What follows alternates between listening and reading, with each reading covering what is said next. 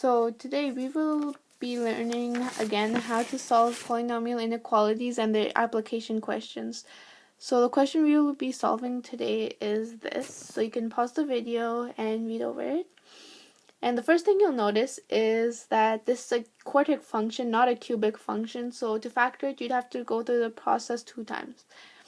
And then we can identify this question as an inequality since we want to know the intervals of time that the graph was below 0, since that represents a net loss. And in an inequality, the equal sign is replaced with an inequality symbol. So first we would rewrite this equation as t to the 4 minus 7t cubed plus 5t squared plus 31t minus 30 is less than 0, since we're looking for when the graph was less than 0.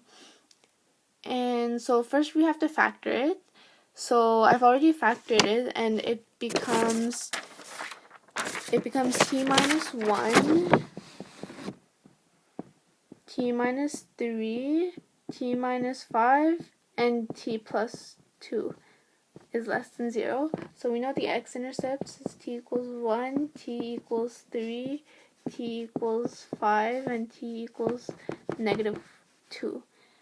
So we can use these factors and these x-intercepts to create an interval table, which looks like this. And in the first column, I'll list all the factors. So t minus 1, t minus 3, t minus 5, and t plus 2. And then at the bottom, I'll write p of t, which is the overall function. And then at the top row, I will list the intervals. So, but I won't include when t is less than negative 2 because negative time isn't possible. So I'll start off with when time is between negative 2 and 1. And then when time is between 1 and 3, and when t is between 3 and 5, and when t is greater than 5. So I'll plug in a number between negative 2 and 1 into each factor and see if the answer is a negative number or a positive number. So a number between negative 2 and 1 is 0, so I'll plug in 0 into each factor. So 0 minus 1 is negative 1, which is a negative number. 0 minus 3 is negative 3, which is a negative. 0 minus 5 is negative 5. And 0 plus 2 is positive 2. So negative times a negative is a positive, times a negative is a negative, and a negative times a positive is a negative. So overall, this function, the function between negative 2 and 1 is negative. And then a number between 1 and 3 is 2, so we can plug in 2 to each factor. So 2 minus 1 is a positive 1, 2 minus 3 is negative, 2 minus 5 is negative, and 2 plus 2 is 4, which is positive. So a positive times a negative is a negative, and then a negative times a negative is a positive, and then a positive times a positive is a positive.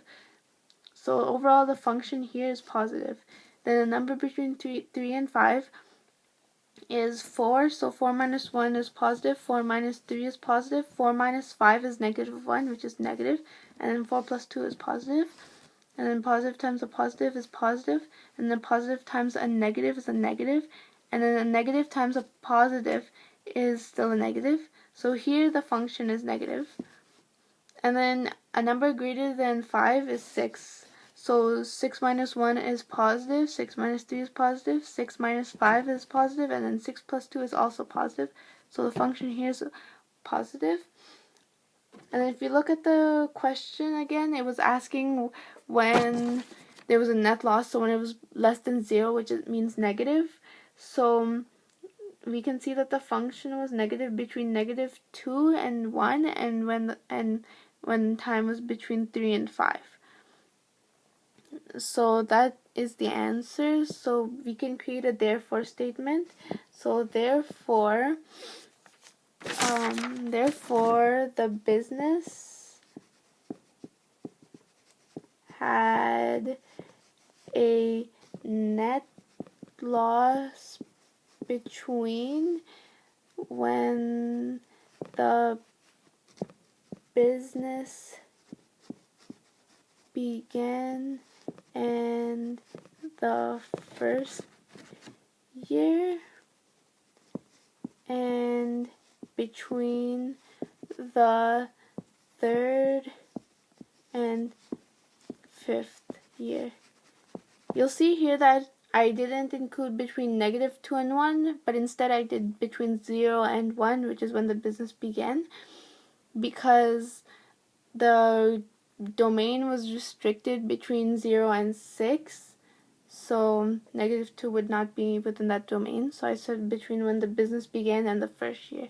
So that is how you solve a polynomial inequality algebraically.